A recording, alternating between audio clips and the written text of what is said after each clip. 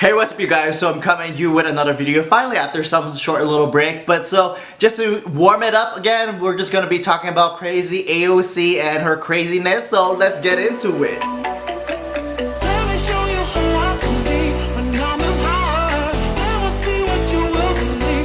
But first, of course, if you're new to my channel, what is up? My name is Mitch Maverick, Mitch, Hate Mitch, Mitch, all the Mitches, and pretty much all I talk about what I talk about. So, current events, reviews, and pop culture within the scope of entertainment, culture, and purpose. So, TV, movie reviews, social, political commentary. Be sure to check out all those videos as you're finishing this video. Okay, so real quick, yeah, I took a little break because I had to take care of work stuff, and you know, I was like, you know what, I don't want to do any videos and just just focus on all of that. So anyway, so I'm back here doing some videos, and I guess for a warm-up we're just going to do a reaction video. It's coming from the Blaze TV talking about AOC and whatever she's talking about. It's kind of interesting because, you know, she has in the news, you know, she's talking about playing Among Us, and a lot of the millennials, Gen Z, like, oh, we love AOC. And I seen an article about AOC announcing that the Republicans are using defund the police. I'm like, I don't know, I need to look into that because that's your platform, defunding the police. And then AOC is talking about lists. You know, there's that shenanigans.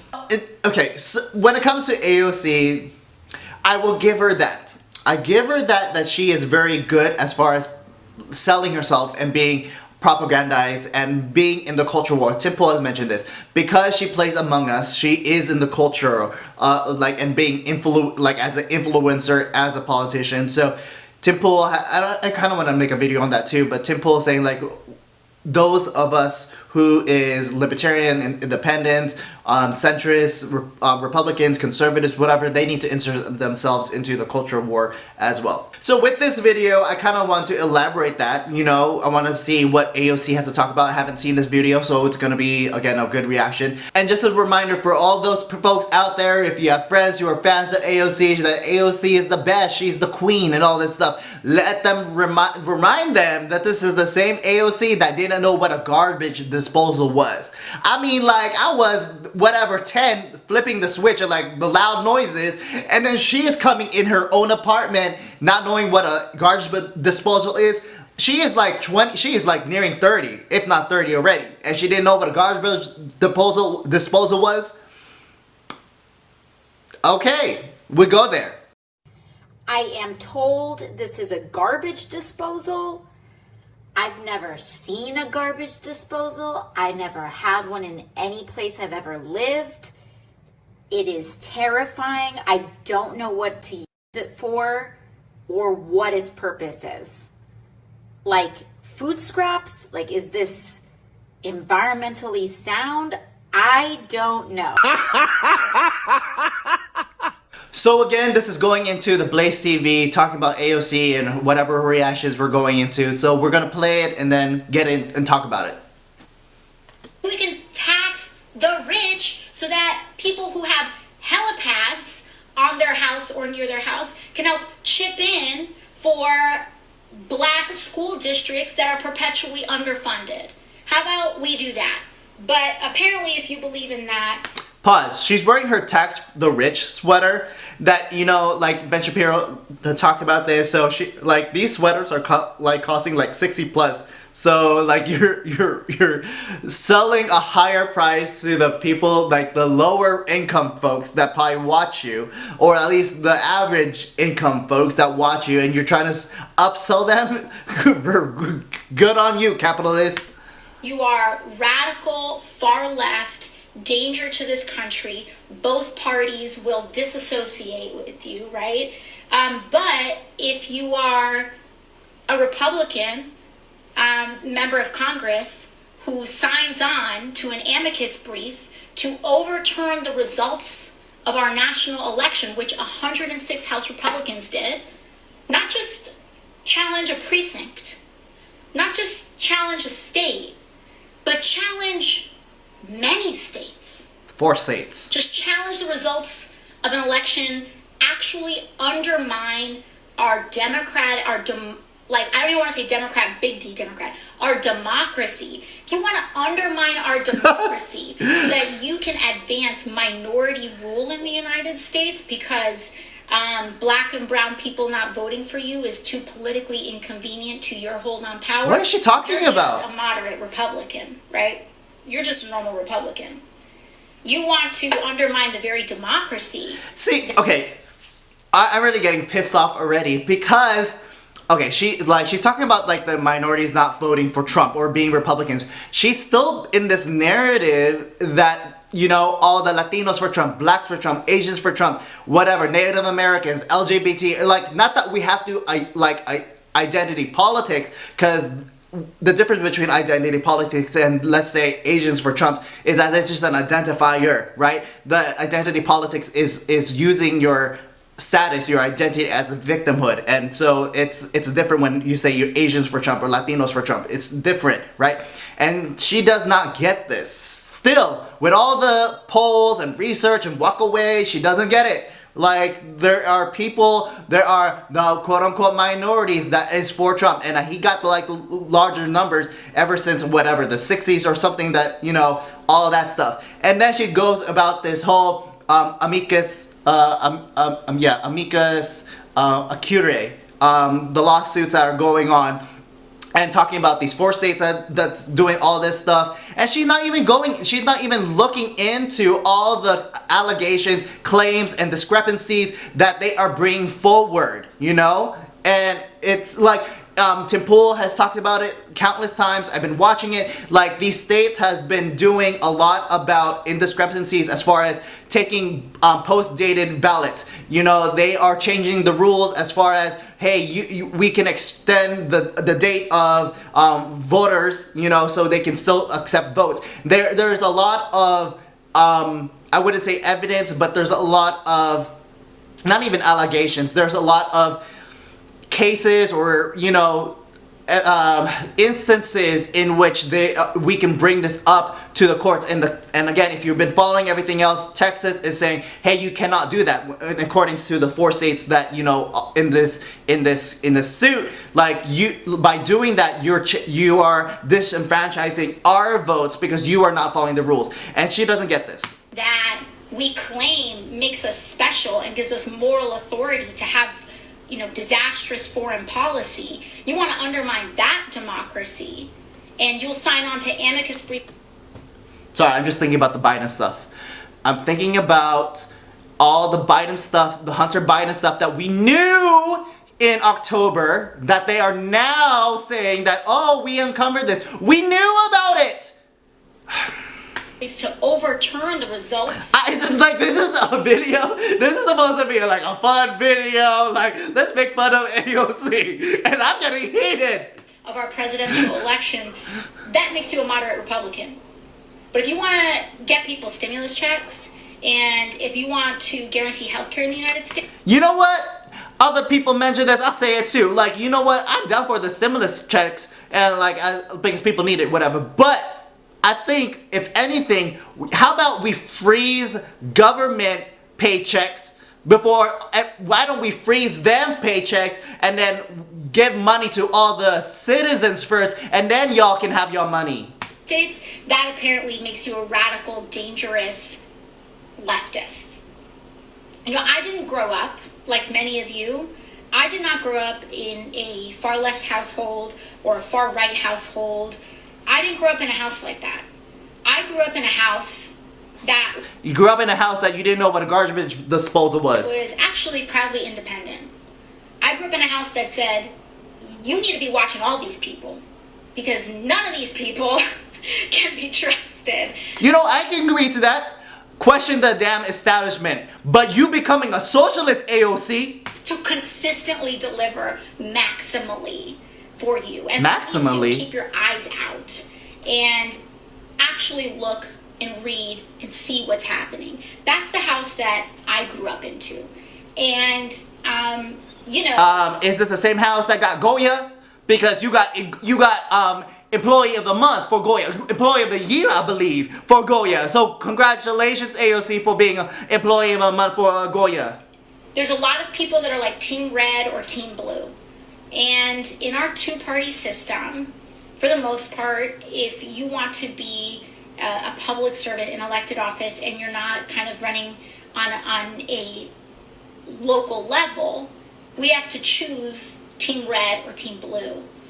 Because we don't have a parliamentary system like there are in other countries. In other countries, there are many different parties, and you elect who you think is best for your pocket of the world, and that may result in one party getting 10%, another party getting 20%, another party getting 30%, and then what they have to do is that they have to cobble together, like these 2 or 3 or 4 party, whatever it may be, have to form a coalition that says we're going to be the majority, we're going to be the government, right? Which almost forces people to see and discuss the more nuanced differences, and everyday people can understand that. Okay, so I just real quick, I think obviously like she may or may not be alluding to like Parliament as far as like even in the UK. To my understanding, like even in those instances in which there are multiple parties, these multiple parties end up allying themselves together, which ones have more similar issues that they're fighting for or whatever, and therefore you end up getting like multiple factions, maybe 3 at most or 2, but like it's the same thing. But if you're just Team Red or Team Blue, you know, like I'm so down for multiple parties, and like even within MAGA there are questions about making a new party because there are folks who are not down with the GOP, at least the GOPs that don't do anything, so the rhinos, right? And so they are looking to make a Lion Party, the People's Party, the Patriotic Party, whatever, you know, and so the Lion Party, so... We'll just make claims about what they are and what they support and what they don't support, and whether they support it or not support it, there's less accountability for it. So anyways, that's just a big rant because, I mean, if people think that the present day is like radical far left, they just haven't even opened a book.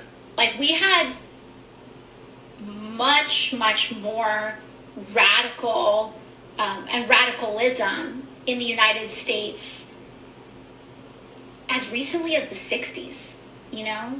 As recently, you know, when we talk about how labor unions started in this country, I mean, that was radical. People died. People died in this country. It was almost like a war for the 40-hour work week and your weekends. And a lot of people died for these very basic economic rights. And we can't go back. We can't go back to that time. And what's more radical right now? That businesses are freaking closing while corporations are flourishing. If she is for the people, she should be fighting alongside in California of the Pineapple Hill Grill and Saloon. She should be fighting with Staten Island in the bar owner who got arrested just for opening. She's backing the corporations, and you talk about radicalism. So I guess the thing that is, you know, sad is that when you see people that indulge, both on the right and the left, both Democrats and Republicans, when they indulge in these narratives of common sense policies being radical, what they're trying to do is really shorten the window of what's possible. Doubling the minimum wage should be normal. Guaranteed health care should be normal. Trying to save our planet should be centrist politics. And, you know, I'd be happy to sacrifice, you know, your paycheck, my reputation, if people were calling me a sellout for believing in guaranteed health care, right? If that left was much more expansionary. But the fact of the matter is that this stuff should be common sense. And we have way too many people, you know, our perception of what's radical, our perception of being able to shut down when we get past a trigger, right? Because here's the thing that's also a huge irony to me is that all these Republicans and all of these folks who were anti-shutdown are the same people who weren't wearing masks, who forced us to shut down in the first place. Shutdowns are not an inevitability. It's not something that we want to do. It's not something that anybody wants to do. I want to. No, there's people that actually want to shut down. It's called the Great Reset. In a year. Like they want people to lose their businesses. I want to be. They want people. No, there is people that want to shut down. There are people who want people to lose their businesses so they can depend on the government. It's called socialism. And you know what? It was the same people who was fighting, oh, can I get a haircut, that y'all laughed about. And it was Nancy Pelosi that went out against the people's back and got a freaking haircut. You know, it is damn AOC who's saying, like, these Republicans, we want freedom. Y'all want to be in shutdown. Y'all want to keep this up. Y'all Democrat governors are shutting and destroying America. She is this, my God. Now I'm losing it, right? I'm one of those leftists, like, in the car, like, yeah, you're trying, bro, you're just about to try. Be able to visit my friends without being scared. And I want to be able to hang out with my friends when it's cold outside and not have to be outside. You know, all of that. Nobody wants to shut down. But the same people who are now like, oh, anti-shutdown, we can't shut down, like blah, blah, blah, were the same people who weren't wearing masks, who forced the caseloads to be so high that we had to shut down areas to begin with. So if you're anti-shutdown, you better to have been wearing a mask all damn year. Because don't come to me and say you're anti-shutdown when you're spreading COVID all over the place. If you don't got COVID, you can't spread it. I don't just say that about everyday people, but our elected officials. Because you all, you know, for the science and for the studies and for everything to reach mass understanding for just the public, that takes a while. But as elected officials, our job is to be first in modeling responsible behavior. The first. That's our job. And because I can't ask you to wear a mask if I'm not wearing a mask. I can't ask you to take a vaccine if I'm not willing to take a vaccine. I can't demand that, like, you know, I can't ask for you to endure without a stimulus check or without, you know, UI if I'm not willing to understand reality without. Yeah, how about you give up your paycheck, Miss Socialist, and give it to the people?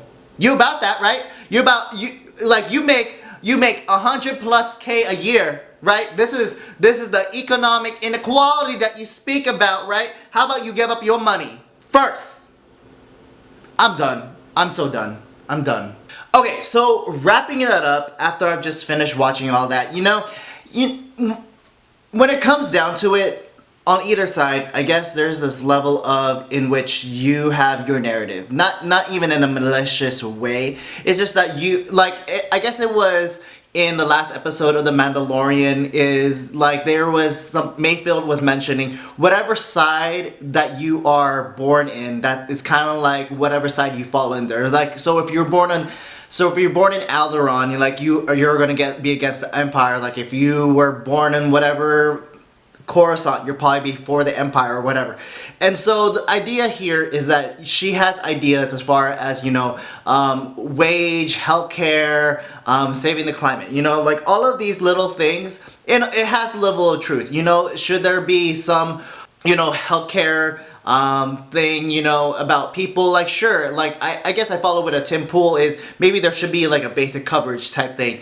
But if you're trying to do like plastic surgeries, or if you are harming yourself, if you're smoking, if you're a chronic drinker, or whatever, and you're just not taking care of your body, you shouldn't be having healthcare just because you yourself are treating your body wrong. But if you are doing better, you know, if you're living a healthy lifestyle, maybe your coverage can be better, whatever. So there is some level in which there is a discussion. So I'm not gonna brush her all the way, right? My thing is that it's not all the way there. And you know, in one of these things, maybe she can be red pilled. And she can see the path that she's going into. because all of her stuff obviously leads to socialism, and not just to just give keywords out there, but I mean, there is a level in which socialism, at the point where it goes to communism too, but there's a point in which it is depending on the government. And so, I mean, even with the Great Reset, you'll have no property and you will be happy type thing. And so, there's just this level in which, you know, you're just losing your freedoms. And so, also, I mean, that's also a good point in Mandalorian, is that the Imperial officer Valen was mentioning is that, you know, people don't really crave freedom, they actually crave order. And to a certain degree, yes, but not at the expense of losing our free will. But okay, so I'm just ranting and thinking about multiple things. Just, oh sorry, I was also watching all of the breakdowns and Easter eggs of the Mandalorian of the last episode. And so point being here is, I take issue with a lot of things that she's saying, right? But there is still, and this is where it gets people, there is still a level in which that is true, or at least that is like, hey, that's a good point.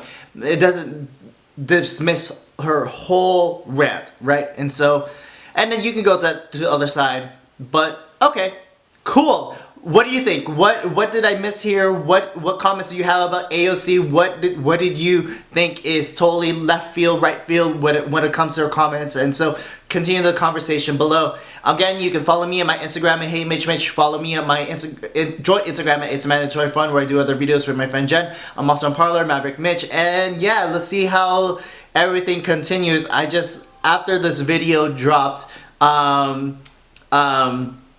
there was news about the Texas lawsuit not going against the 4 states, and so there was that happening. So I had to break because my battery is running low. But okay, whatever. I ranted enough. I'll talk about that in another video. So catch you next video. See you in the next video. Thanks for watching. Peace, peace, peace. Be with you.